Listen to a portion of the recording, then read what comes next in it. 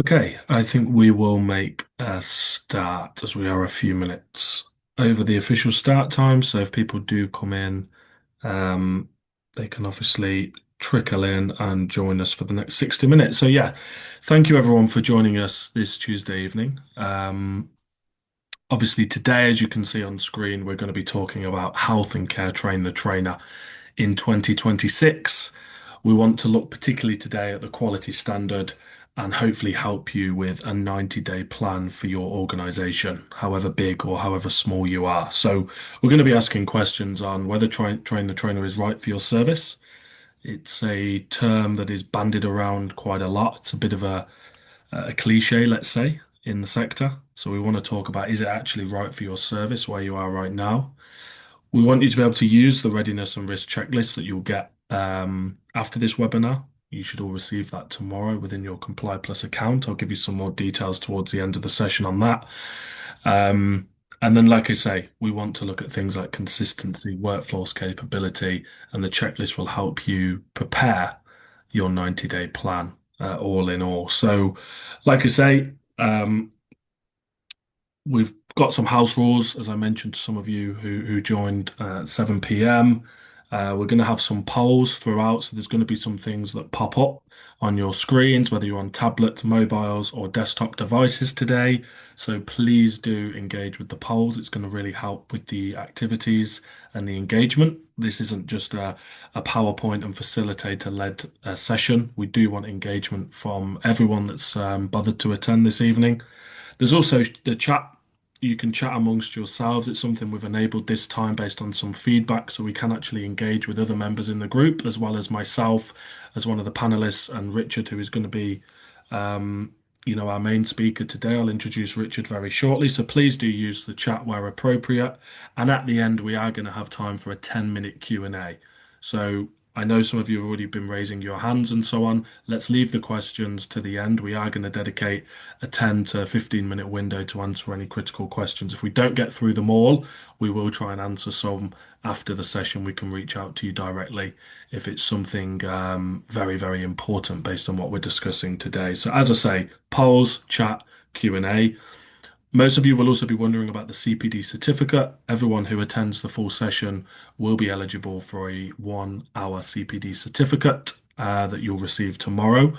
You will have to complete a registration form that I'm going to put in the chat section in the last 10 minutes. So just before we start the Q&A, I will put a prompt before we start the Q&A.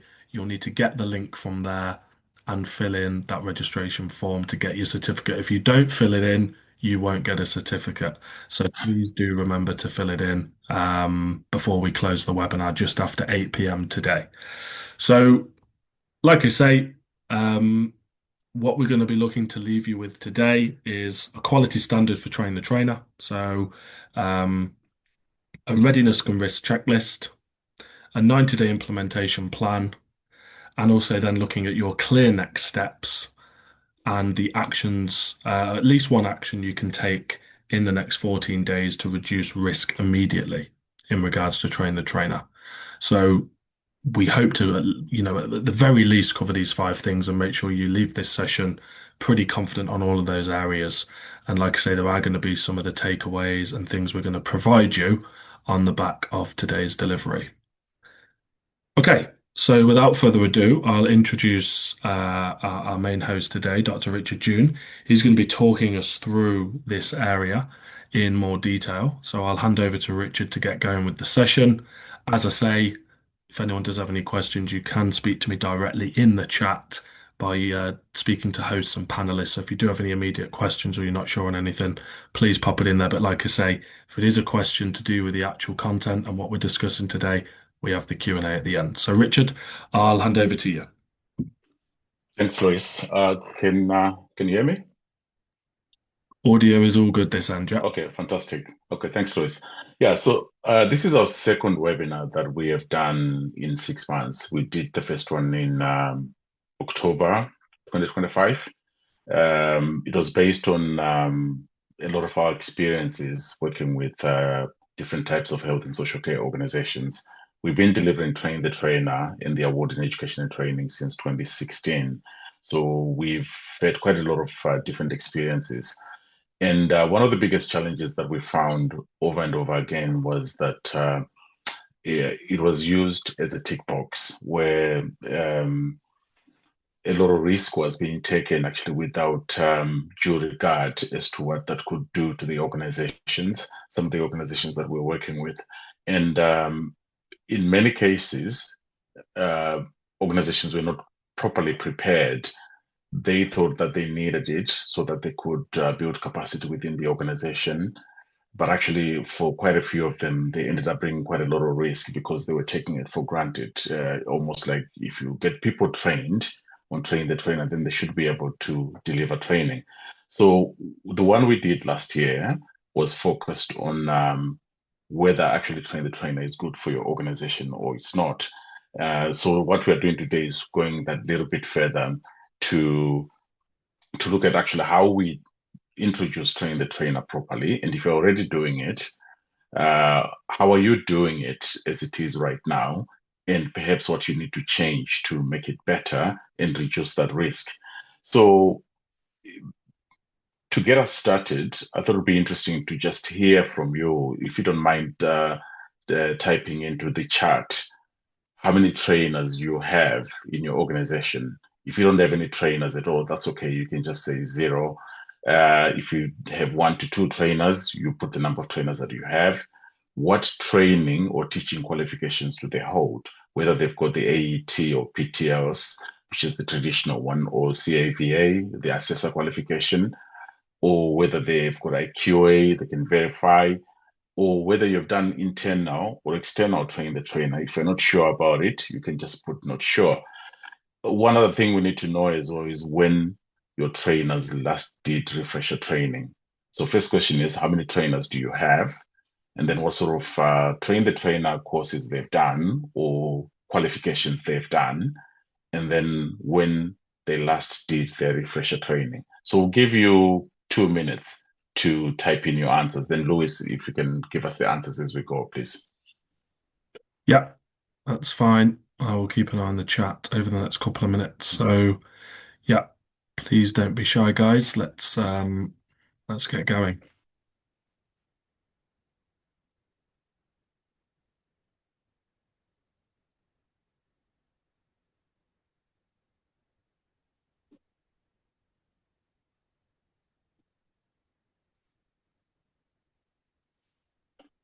Okay, so how many trainers do we have? What qualifications do they hold or train the trainer courses they've done? And when did they last do refresher training or when are they due for refresher training if they just recently done it?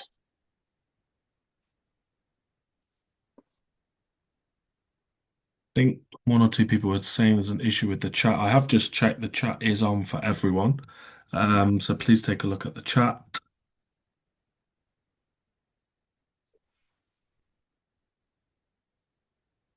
Okay, we're getting some answers come through now. That's great.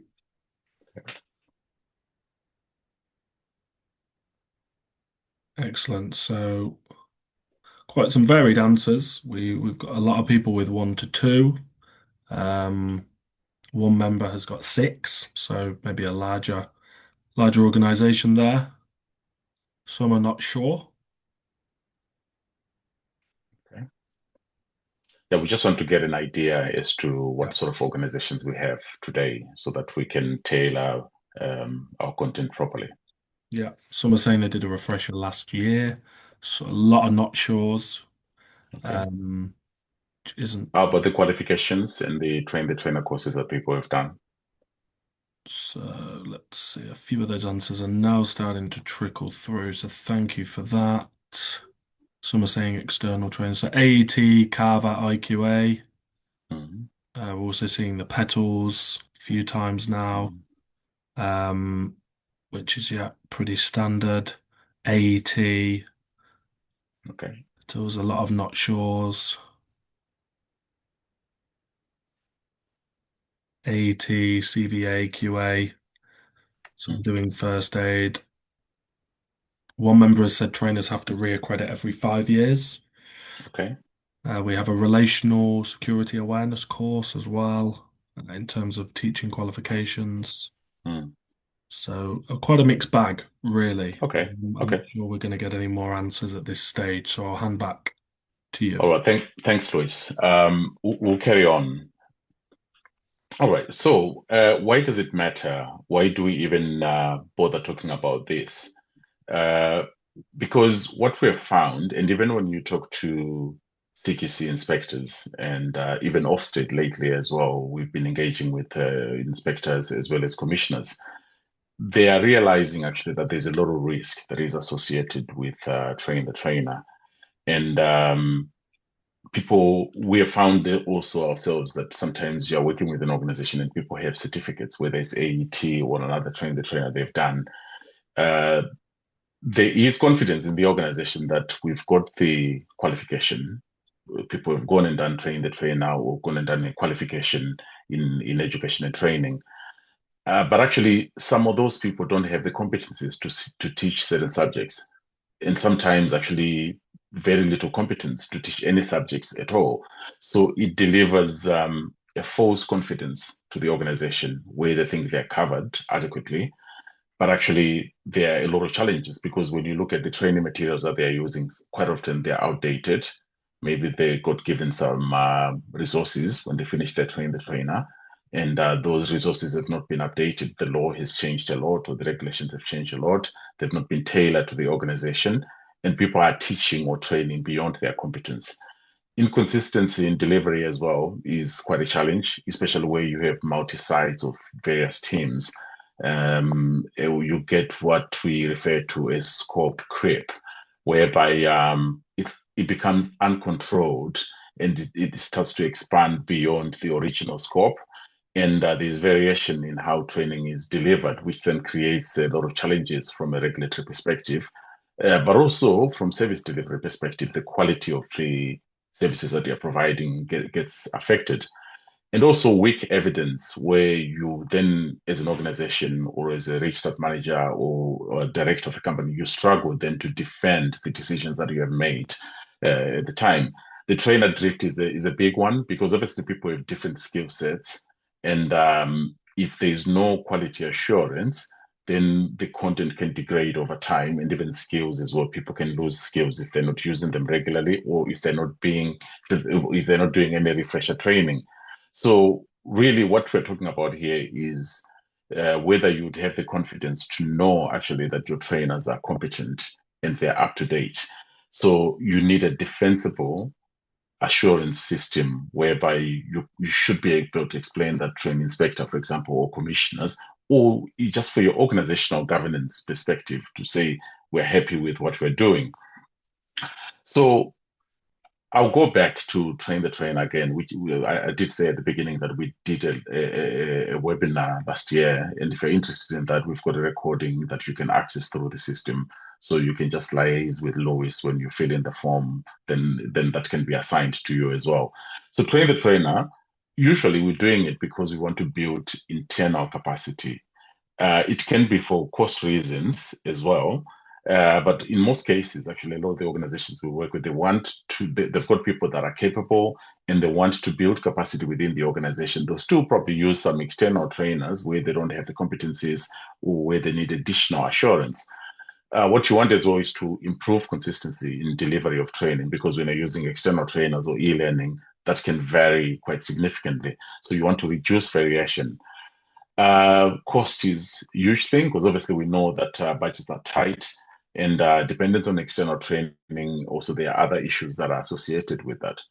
What is not, it's not a one-off license to train everyone and everything.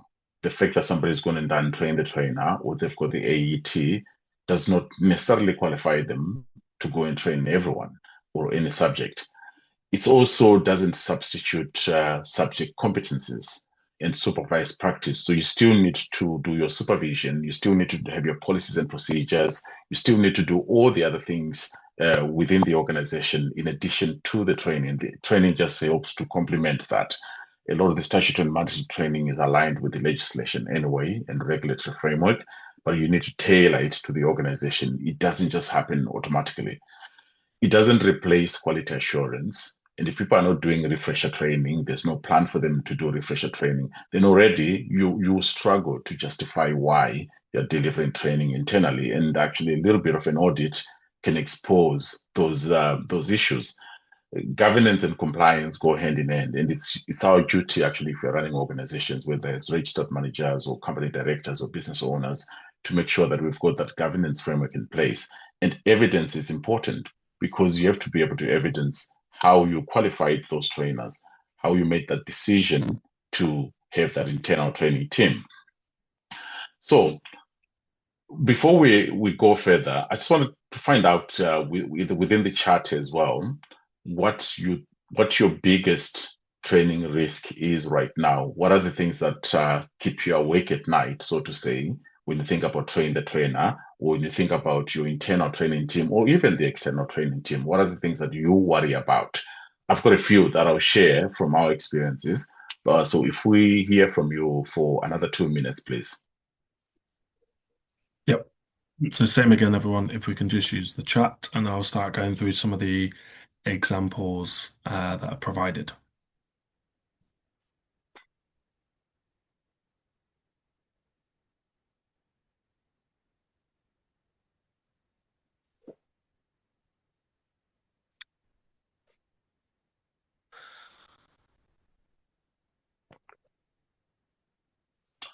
You can relay the answers, Lois, once you start getting them.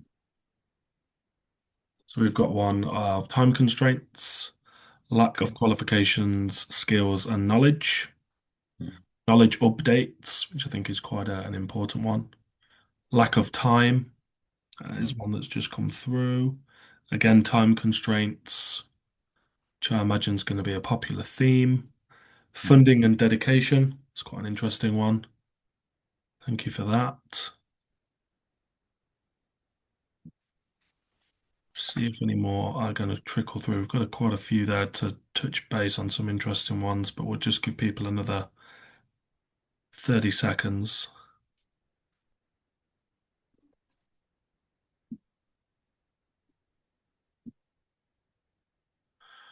Risk that a trainer may not share the correct data. Mm.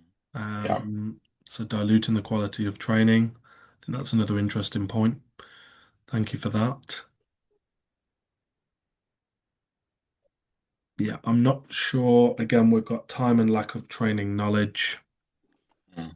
Um, yeah, I'm not sure we're going to get too many more, so I'll hand back to you to maybe go through some of those examples. Yeah. Okay, that's fine. Yeah, so I'll carry on. So one of the biggest issues, obviously, is if we don't have a standard in place that we follow, then that becomes a challenge to contain a lot of those points that have just been raised there. So everything starts with having the right trainers. Have you chosen the right people? It's not necessarily the most experienced people that are going to be the best at training. It's not necessarily the most senior people as well that are going to be best at training. So that entry screening is really, really important. And once that person is selected or those people are selected, then that becomes part of their role.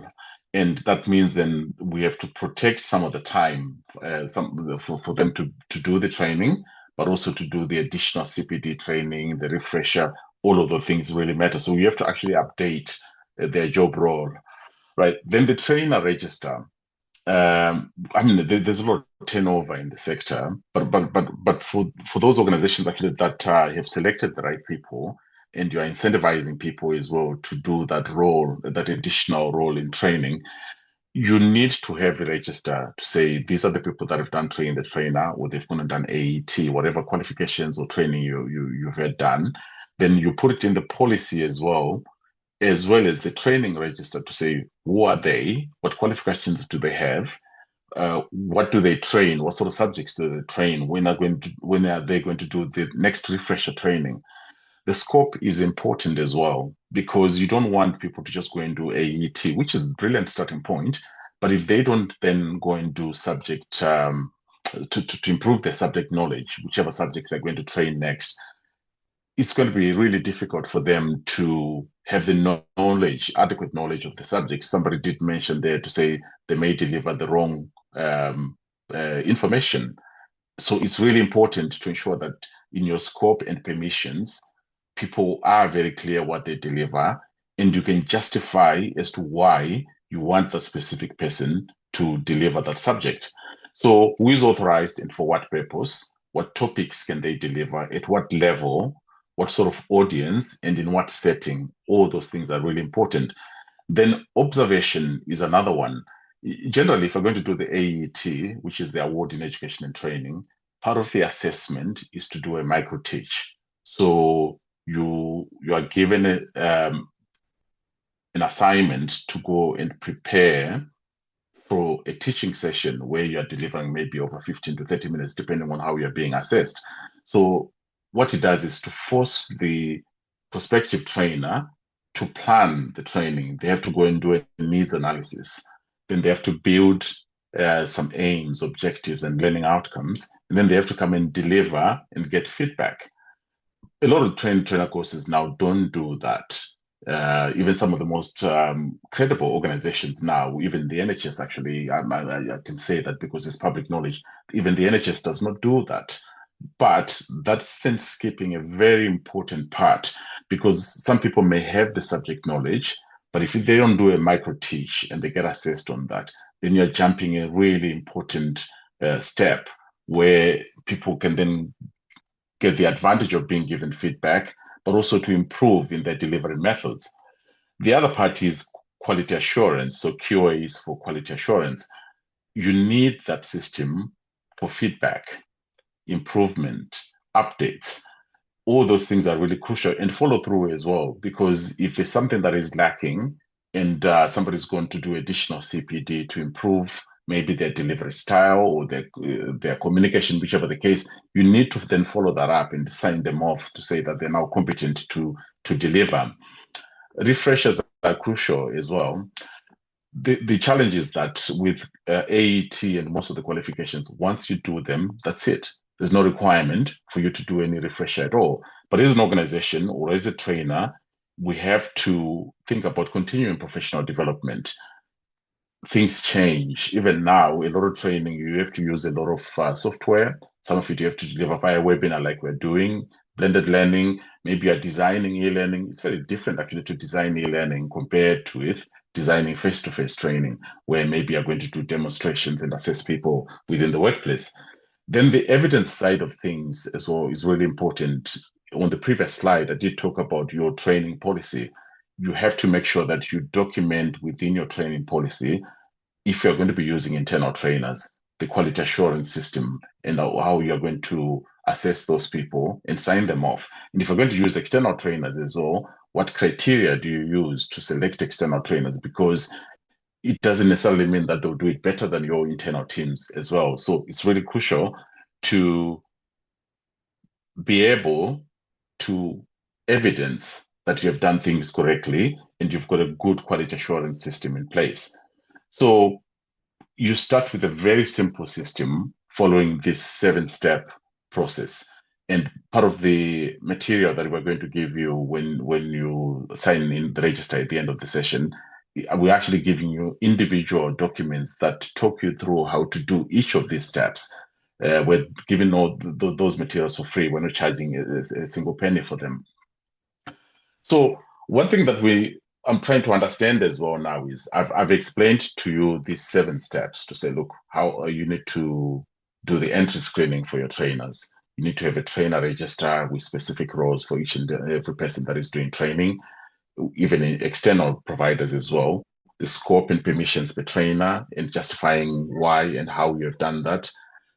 Observing micro teach and you have the records and the outcomes from the micro teach as well, including the follow through if there was need for that, the quality assurance log as well for all the sessions that they are doing, including certification, the refresher system, as well as the version control for training materials to make sure that the training materials are up to date. If we do another poll, Luis is going to share a poll.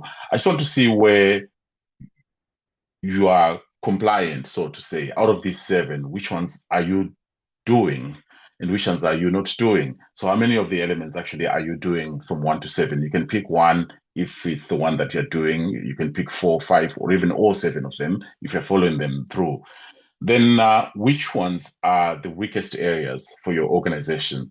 Because it really helps us as well to tailor materials that we share with you so that we can improve how you're delivering training within your organization. So, which of these seven are you doing very well or you're doing at all? And which of these seven are you struggling with? Where would you say your governance is at the weakest as far as training within your organization is concerned? So, Luis, if you share the poll, please. Okay, I'm going to launch your poll now, so hopefully you'll all be able to see this on your screens.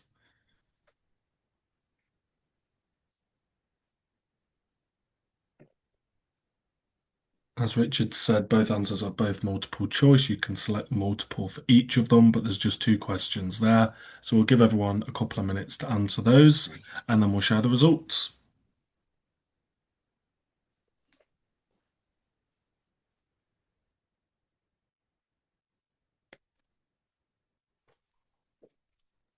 Please don't use the chat for this. You must use the poll that has popped up on your screen. So we won't be looking at the chat for these. So please do answer the poll. It will help give us a perspective on where the majority of the group are on both of those areas. Thank you. Are we doing, Luis? Are we getting some results? Yep, answers are starting to come through now. Hmm. We've had around 14 people answer both questions so far. So Okay.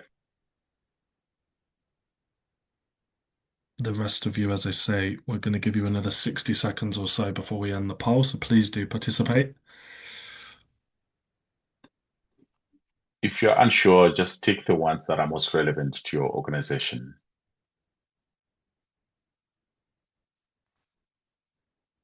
Yeah, there's no right or wrong answer with this. It's not a quiz.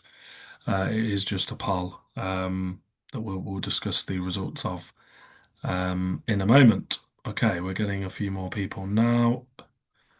We will just let it run for another 30 seconds. So if you haven't participated, please do. It's really important that we all participate.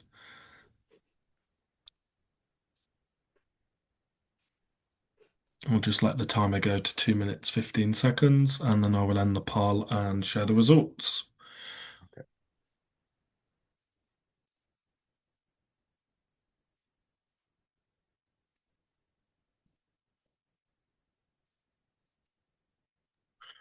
Okay, we'll end the poll, and I'm now sharing the results on screen. So, first question was, how many elements are documented in your service today?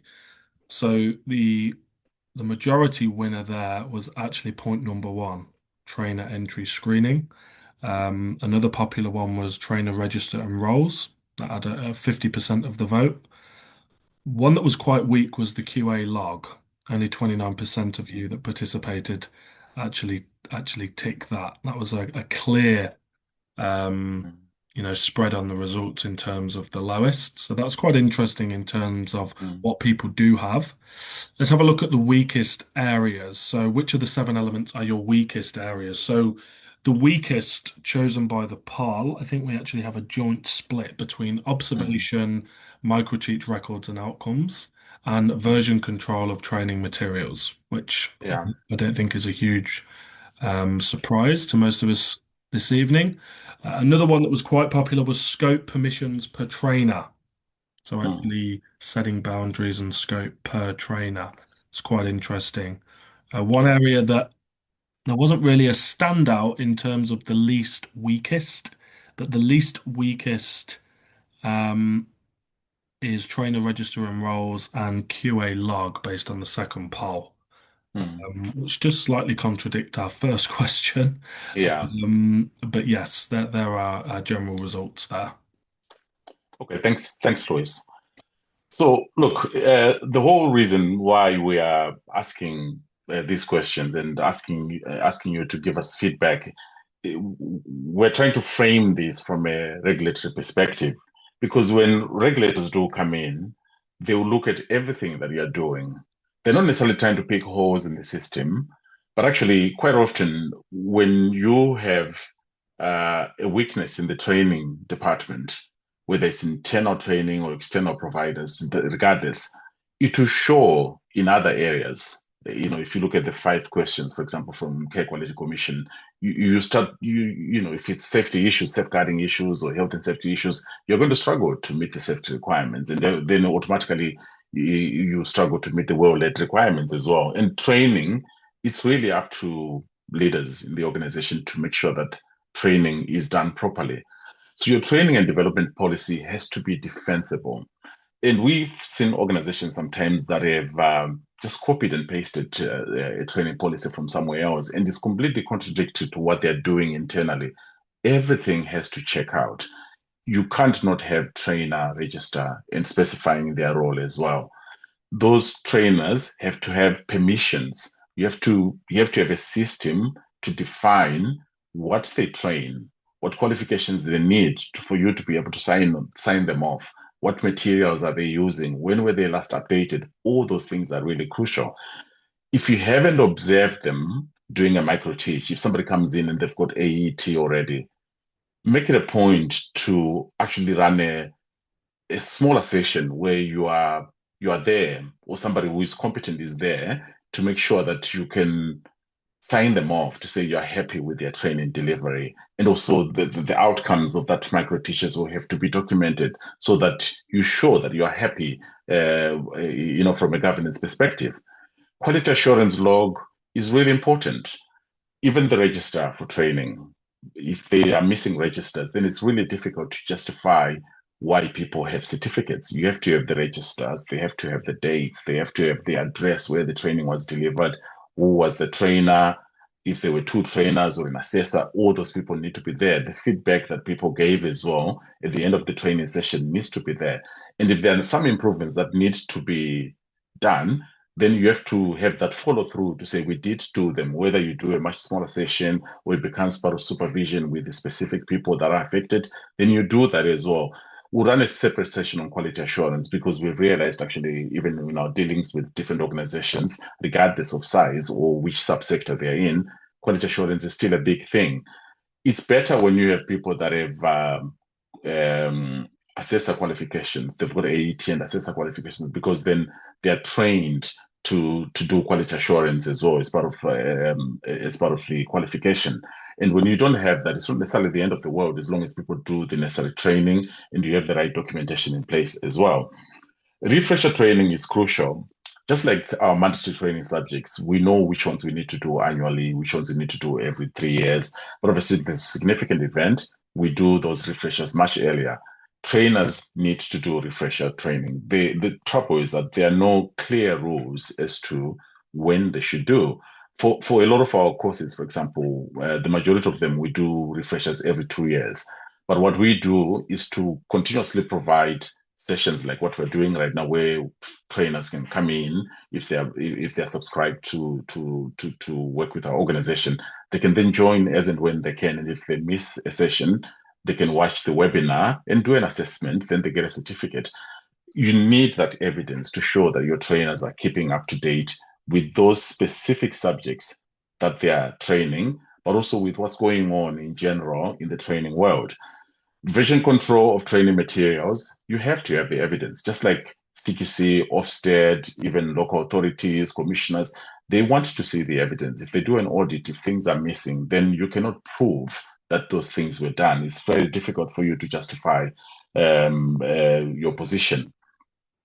So I want to address some of the arguments that I see every now and again, even on LinkedIn. You see quite a lot of people uh, adamant that, look, you need to do AET. There's no point doing any of these specialist train the trainer courses. I beg to differ on that. AET is really crucial. And even people that have qualifications in teaching at a higher level, up to level 6 or even master's degree in education and training, that teaches you how to be a good teacher or trainer. It doesn't give you the subject matter expertise. So AET is very good. You can't compare apples and oranges. It's quite different from subject-specific train the trainer courses. Subject-specific train the trainer courses also need to cover the basics of AET. For example, the role and responsibilities of a trainer, facilitating training in groups and individuals, assessing people. All those things are really crucial. It's not just about going into the subject matter alone. You have to have those basic fundamentals. And from our perspective as a business, we always say start with the AET if possible. But sometimes people can do maybe moving and ending, train the trainer, or resuscitation, train the trainer, or safeguarding, train the trainer, as long as it also covers some of those basics, the fundamentals that you need to teach or train people. But you still should work towards the AET level three. It takes a bit longer to do, but it's quite necessary because it gives you those fundamentals that you need to be able then to go and build other courses in the future. AET is your starting point, but it's not the finishing line. We see a lot of organizations that just do the AET, and then those people are allowed to train any subject, regardless of whether they have subject matter expertise or not. And there are a lot of variable train the trainer courses out there. Some of them actually, I've done them in the past where you go and do the training and you do an assessment and you get a certificate. Then you can literally go and sit on a computer, flick through all the materials. The assessment is so basic at the end. Within an hour or two, you become a trainer for end of life care. You become a trainer for safeguarding. You become a trainer for any subject. Yes, we may have got away with that in the past, but things are changing. The way the regulatory framework is now working, it's going to be very difficult to justify doing that. So what I say is AET is crucial, always consider it as a starting point. It's a bit of a put off because it takes a bit longer than the generic training the trainer courses. But from a governance perspective, it's really crucial. So it means then you have to allow people time to do it properly. They can do it alongside other things that they're doing. You can take up to a year to finish it. You don't have to do it in one sitting and finish it. It's not proof of scope, knowledge of subject matter expertise. You can't permit everyone who does it to do any subject. You still need them to justify subject by subject after people have done it. So, permission to operate, as I said earlier, there's no proper regulatory governance in this area. So, it's up to the organization to create their own system for permission to operate. This is how we choose our trainers, right? So, how do you identify trainers and how do you ensure that they're suitable? Then, the educational competence. As an organization, everyone who's going to do train the trainer, yes, they can go and do moving and handling, train the trainer, end of life, train the trainer, but we'll make sure that they also complete their AET within 3 months. That's what your policy states. For example, you can say within 6 months, whichever the case, you have to have a system for that educational competence. Then subject matter permissions, the scope. What is it that they can train? At what level? And how do we justify them training the subject at that level? Again, the organization needs to decide. We have to have that in our policy. Then the ongoing assurance. This is where you partner with other organizations. Because, for example, if you want to get accreditation for your internal courses, it's quite expensive to go out there and get accreditation one course at a time, or qualifications even. You could end up spending thousands just to get one qualification to train a handful of people all year.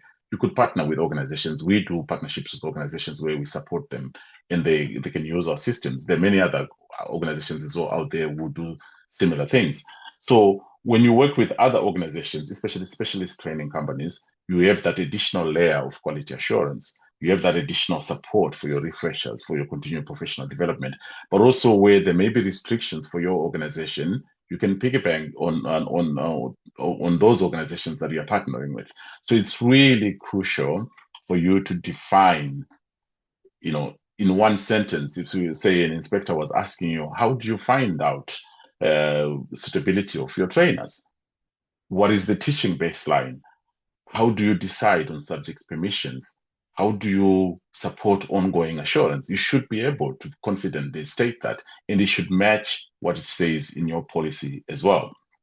So, we did look at areas that are weakest in the previous session. So, Louis, if you come back here again, we're now looking at the defensibility side of things to say, now that we've defined things a little bit more and explained a bit more, we only have four elements that we're looking at now. Which of these four would you say is the weakest for your organization?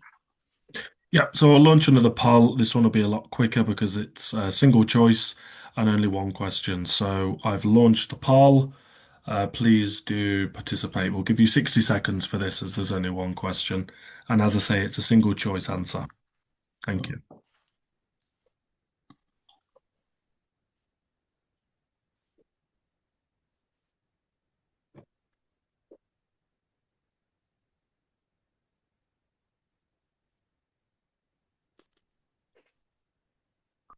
Okay, just give people another 30 seconds. We'll let the poll clock go to the minute. We're getting quite a few answers, which is great.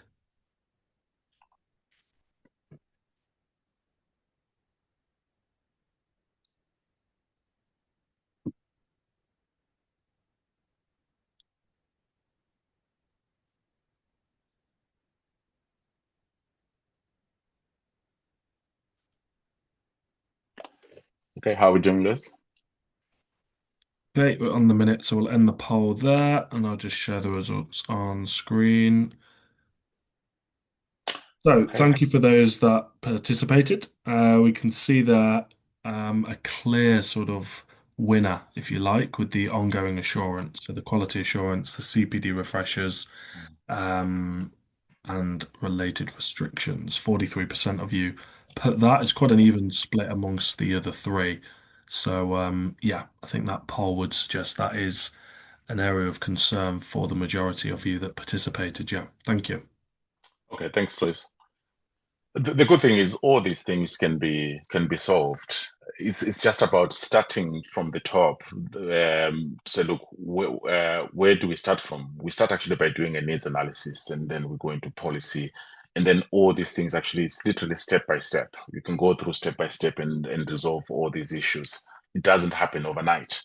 So we talked about the award in education and training and why we always recommend it. Although it takes a little bit longer to do, it needs to be done alongside the train the trainer because it covers you as a business. Even from an insurance perspective, it does cover you. I've seen organizations sometimes get in trouble because they couldn't justify why they were doing training without accreditation, for example, also without good internal system. So micro teaching, I did explain earlier that when you do the award in education and training, part of the assessment is that you do a micro teach where you it tests how well you're going to plan your training, how you're going to deliver the training, how you're going to check that people have understood, how do you handle questions, and how do you manage professional boundaries. It's well structured. And it can be 15 minutes, but it can be enhanced up to 30 minutes depending on the subject, especially for those technical subjects. You may have to demonstrate, and then people will ask additional questions as well. Generally, it's recommended that it should be recorded. Whenever we do micro teachings, actually, we record because that's part of the evidence. Yes, we can have the paper evidence, but it's good to record a person actually delivering, then also receiving feedback. So we recommend that it's also recorded when you deliver that, and that the outputs that you get from a train the trainer you start actually with the needs analysis, then lesson planning, the observation notes, because the person who is being assessed needs to do some notes as well. Then the feedback that they get from the assessors, which feeds then to your authorization decision. And if there are any concerns, then you can address them straight away because I always recommend that microteach is your best way to actually use as a way to authorize people to deliver training within the organization. So you set the scope, whatever topic that they're going to deliver, the audience, the risk level, if it's level one, level two, then they have to plan for that. Then they deliver the microteach. You observe against a standard rubric. So there's a system actually that you use to say, look, what is the expectation? For example, if you're in healthcare, we can use the core skills training framework. If it's a qualification, there will be standards that are there from the off-core bodies. Then the feedback as well, how are you going to do that? And if there's need for improvement or they need to be reassessed again, how long it's going to take. The observation criteria, subject matter expertise is really important, but not more important than planning, for example. Psychological safety is really important, inclusion. So that's why it's important to know how to assess, deliver training and assessing people in groups as well as individuals. Can they hold an audience? Can they engage with the learners as well? Do they know how to check understanding? Are they professional as well in their delivery? right? So you can decide then to say, look, do you authorize them straight away because they're safe? They can deliver accurately within the agreed scope. They don't drift. They Then you register them on training register. You put a quality assurance system as well to say when are they going to do the refresher. Or sometimes you can authorize them with conditions, which is the C, right? So they may have done very well in many of the elements, but maybe there's a time there's an area where they have struggled. So you then give them maybe 2 weeks or 2 months. It has to be very specific, actually, to say, look, we're going to say, look, in 2 months' time, we'll reassess. You are going to do some additional training or some additional reading on this subject, then we'll assess you again. Or sometimes you don't authorize people at all. I've worked with organizations where they've selected 4 or 5 people and actually said to them, look, these 2, 3 are good. The rest of them actually, it's a complete waste of time. Don't bother doing it. You take an unnecessary risk. Some people don't enjoy doing it at all. The organization has selected them, but they don't actually want to do it. So you can't force people to go and do the training. And it's not negotiable. Once you decide actually one way or the other, you're going to have to stick by it, unless things change. If things change, then you make another assessment, and then you come back again. What we often see is that there are a lot of people in health and social care. I've worked with nurses, doctors, care workers in different environments where they are very good at their subject, but they are terrible at delivering training or teaching others. They don't have the patience. They hate doing it. They tell people they're not teaching people or training people. So facilitation can be inconsistent. They don't have enough time to prepare. Many of you said people don't have time to prepare. You have to give them time to prepare. A lot of people then go and prepare at home. Then that affects the quality as well. So it's really important to make your decisions based on that logic to say, look, follow the system step by step and then identify the right people, make sure that they've done the right training, make sure that you might watch their micro teach, and then you sign them off and you add them to your register. So what we propose is a 90-day plan whereby you actually start by doing an assessment of where your organization is right now. If you don't have a training register, we're giving you a copy of a training register, trainer register, actually to add your trainers.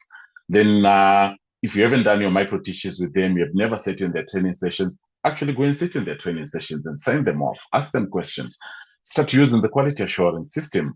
It takes you about 5 to 8 weeks to do that. Then by week 9 up to week 12, you can actually start putting all your evidence together, going through all your audits. You know when they need to do their refresher, you know when they need to update the content, or whether you need to bring outsiders to help you develop the content. It can be done. We've done it. We spent the last 2 years actually working with organizations using this model, and almost all of those organizations have successfully turned around and improved compliance as well as capacity within their organization. So Lewis is going to share these documents where you can actually pick one topic where you are concerned. And within the first 14 days, actually, if you fill in actually the forms that we're going to share with you, you actually start to see consistently that you'll be able to follow through that plan. By the time you get to the end of week 6, week 8, you will actually be able to start to see improvements. So if you don't mind typing in an area that concerns you the most, which is probably something that you said earlier. And then what are the 3 things that you're going to do actually in the next 14 days to improve that area? So we'll give you a minute and a half to answer that. Yeah, thank you everyone. So as you can see, the poll is now up. It's a long answer. So as Richard said, if you state the topic where the inconsistency worries you the most, and then under there you can write your 3 actions that you can do over the next fortnight. So please do get answering. It's like I said, there's up to 750 characters, so plenty of characters. Um, so as I say, please do join in. We'll give you another 60 seconds. I think people are typing away at the moment. Yeah. It could just be selection, it could just be quality assurance. But based on what we've discussed so far, what are the 3 things that you'll be able to do in the next 14 days? Yeah, let's just I'm get. mindful, obviously, that it's a lot of content, but we're going to give you all the documentation and support for you to actually go and do your own assessment and see where your organization is and what you need to do. For those asking in the chat about the attendance form, we will be sharing it before we start the Q&A, which we are going to start in the next couple of minutes once we finish this last workshop. So, like I say, please do bear with us. I will share that link in the chat very soon, but obviously we haven't finished yet. So we don't want people shooting off too early because you won't be valid for a certificate. Okay, we're getting some answers through now. We've had three people who've submitted answers. I think it'd be nice just to give people maybe another 30 seconds so that we get a bit of a better sample Okay. size. We've got four that have come through now. Obviously, please do try and participate in these polls. It is really important. Okay, we've got seven now. We'll just give it another 15 seconds. Apologies if you're halfway through an answer, but we have given Mm. 2.5 minutes now. Okay, we've got 10 now, so I'm going Okay. to end the poll there. Apologies if you are Mm. typing away. Um, we've obviously got everyone who's answered now. So obviously this poll is a little bit different. So I'm going to go through some of the Mm. answers that have been left. All the answers will be, um, like I say, they will be anonymous. Mm. So one of the answers here is regarding QA. So the three steps they're going to take is set up a log, audit training materials, and observe trainers. Thank you for that. Mm. That's good. Another Mm. another person touching on quality assurance, ensure refresher training is in place, partner with another organization, Yeah. look at accreditation. Okay, thank you. Mm. A lot of people going for the quality assurance option, which I think is quite Mm. interesting. Mm. Bit of a different one here. Set a clear framework for authorization gateway. Mm. Refresh quality assurance process. This seems a much simpler approach, so thank you. I'm glad you found that useful. Plan refresher Mm. training in advance. Um, okay, we've apply interactive techniques in my next training session, improve session planning and structure, gather Mm. user feedback. Thank you for that. Yeah, some of the other answers, I'm not sure people have really answered them Mm. properly. I think they're some of the Mm. best answers that we've got, so I'll hand back. Okay. No, that's really good actually, because quality assurance clearly is one of the areas where there are challenges, so which is consistent with what we've seen in practice as well. But look, some key takeaways for everyone here, right? Train the trainer or AET, it's not just about getting a certificate. It's not just paying for people to go and do a session and come back with a certificate. You are looking at actually something that you should be able to defend. Clear quality standard, actually, with clear scope, quality assurance, refresher system, auditable trail, starting with why you chose those people or that person to go for train the trainer. If I'm an auditor or a commissioner or inspector, if I ask you, how do you know your trainers are competent and up to date? You should be able to answer me without hesitation. You should be able to show me the evidence, not assumptions or scratching your head trying to find the paperwork. It should be there and it should be aligned with the policy as well. The AT is really crucial, but actually by itself is quite often meaningless because it depends on who has delivered it as well. Some organizations are just ticking boxes, and then you get an AET qualification, but then people don't know how to use it, what to use it for, and without scope control, that becomes an even bigger liability because you are under the false impression that you are covered when you're not. You need refreshers. You need to make sure that you've got the quality assurance system in place. Micro teaching is understated. Even when people are just doing generic train the trainer, observe them. Even external trainers, if you're the person in charge and you're hiring external trainers, sit there at least for the first 30 minutes. If you are not spending the day there, observe and ask them, ask those organizations also for evidence that those people are suitable to be able to deliver the courses that you're paying for. So we need to be able to say why this person can train this subject, what they can train, under what conditions, and what sort of framework we have for quality assurance. All this will give you the paperwork that you need to complete. And if you need to do an assessment, a proper needs assessment with us, you can arrange with Louis and his team, and they'll be able to book an assessment where we can do a 20-minute assessment with you to support you. But otherwise, you're going to get all the necessary paperwork. I think it's about 7 documents that you can use to actually fill in and see where your organization is, you'll be able actually to see where the risks are. And then hopefully you can then make the right decisions as to where you start. But within 90 days, you should be able to have a defensible system. So thank you very much for listening. We'll take some questions. Louis, I'll hand over to you. Excellent. Yeah. So, as Richard rightly said, all of you that have attended this evening, you will have access to the downloadable toolkits through our Comply Plus LMS system. If you're already an existing user, they'll be added to your existing account. If you are completely new and have never used the Comply Plus system, you will have an account created and the information will be sent to you via email. For those of you that don't know, we have rebranded recently. So those that may have been using the Learn Pack system, which is now called Comply Plus, which those of you that have logged in recently will know, um, that is the same system. It's formerly known as Learn Pack. So if you log in there by tomorrow lunchtime, you'll have access to those materials. I've also put in the form in the chat. It's a Google form, but you do not need a Google account to complete it. Please do fill it in while we start the Q&A now, because without your form completion, you will not get a certificate. So really, really important. Go to the chat, click the hyperlink, and complete the mandatory fields. Once done, you will get your certificate tomorrow. For those of you that are participating in the Q&A, like I say, and anyone else who is still with us, please do use the QR codes and leave us a review. Positive, negative, neutral feedback is all appreciated and taken into consideration for our next webinar, which will be very soon. So I will start with questions. Please use the Q&A feature. Um,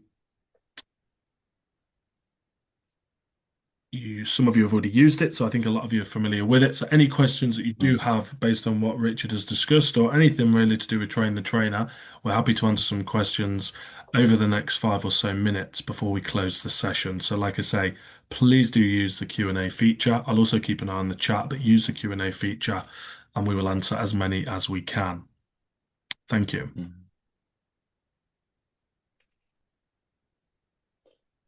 There's an interesting one from earlier, I think around 1:30, where somebody was saying they're training people from different teams and they rely on others to observe participants after the training. It's not something that they have time to do, especially as they're working remotely. That's why you need an organizational system. It's part of the well-led framework to have that system in place. And AET is the award in education and training. That's the entry-level qualification. There's another one here. I think it's more of a direct question for us about, do we train people to be a trainer? Yes, we do have services where we can support you in becoming a trainer and getting some of the recommended qualifications. So yes, you can Mm, go to our website or get in touch with us. We can definitely support you with that. So thank you for that question mm. in the chat. I'm not seeing Yeah. anything in the Q&A. It would be really good to get one or two um, to come through. Let's just give people another few minutes. There's an earlier one around knowledge relating to legislation and regulations. As we know, anything you do in health and social care is related to some law or regulation. The bulk of every day, actually, you're probably using 20, 30, 40 laws as you go through your day, whether it's data protection, whether it's health and safety, whether it's CQC regulations themselves. So knowledge in that area is really important. And obviously, when people are short of time, they don't have enough time to research. But this is where you need partnerships. You need partnerships with organizations like ourselves or some others out there that have specialist training teams that keep an eye on legislation and regulations as they change, they update the content. And your people also who are signed up as trainers, that's why they need to do CPD courses. You need to give them time to do some CPD courses so that they're up to date. They can also attend conferences, sometimes even local authorities. Our local authority in Warwickshire, I know care homes go to sessions. Even today, some of our clients were actually at a session in North Warwickshire with the local authorities going through some of the changes that are going on right now. Okay, we've got a question here. Would having your training materials CPD accredited help with compliance and evidence that the training is relevant? It does. It does. The Care Quality Commission, particularly, they like to see that even Ofsted, they like to see that you have support of subject matter experts. Also, if there's accreditation, then that's an additional layer of external quality assurance because accrediting bodies, what they do is they review the training materials, they give feedback to specialist trainers, then you benefit from that as well. But it needs to be documented. You need to have that documented in your systems as well as part of your due diligence. Excellent. There's another question here regarding train the trainer for practical subjects, Mm. and how facilitating practical training and for, yeah, the refresher side. So yeah, I think it's a really interesting question. Obviously, there are a lot of subjects within health and social care that need to be done practically. So I think that's a very valid question there. It's a very good one. And what I always recommend is if you're doing train the trainer for technical subjects, do them within your organization, especially moving and handling, because you actually want your prospective trainers to train using the equipment that they actually use within your facility, whether it's a care home, obviously in domiciliary care, that will be different because they're going to different places. But if you are in an institution where you control the building, you need to do the training within the building. There's some subjects that they can do remotely, and that's okay. But where there's equipment, bring the trainers in that are training your trainers, and even the refreshers as well. Do it within your organization with your equipment. Excellent. Another one's just come through the chat regarding a Mm. mandatory training certificate. Um, so they recently registered for a locum job and they're being asked to provide a mandatory training certificate. Slightly off topic, but I suppose it does have relevance to this. So maybe Richard, you can Mm. reassure that individual there. Um, if you're doing work as a locum, so maybe it's an agency or you join temporary staffing for an organization, quite often they want you to provide evidence that you are up to date with your statutory training, mandatory training. So these are courses that you need to do, some of them annually, some of them every 2 years or 3 years, depending on the subject and the framework that they're using. So back in the days, you'd have to do all the subjects again, but there's been an understanding now. It started in the NHS and it's gone to skills for care organizations as well, to say if people already have training certificates and you can prove that they've got the training, then they can work safely within your organization. But obviously, you have to do induction training and understand what happens locally with that particular organization. And that's an area that we normally skip when we hire agency workers or temporary workers. We need to give them the same induction as well.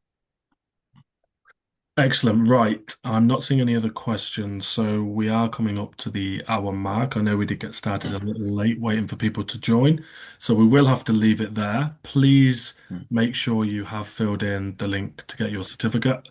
I haven't seen any questions about that, so I'm hoping everyone's found that very straightforward. I'd like to thank you all for joining us this evening. Without you guys joining, we can't have really interesting conversations like this and learn more about some of the pain points and problems that some of you are going through. So, like I say, tomorrow you will get your certificate if you filled in the form. You'll also get access to the toolkit and the contents of what we've been showing you today, throughout the webinar. If you do have any questions, you can get directly in touch with our team. We're more than happy to help and give you a bit of time, show you how to use the resources, and you can also look at some of the other services that we offer in regards to train the trainer. But yeah, thank you everyone for joining. And like I say, a recording of this webinar will be on YouTube later in the week as well. Thank you, Thank you very everyone. much. Have a good evening, everyone. Thank you for joining us.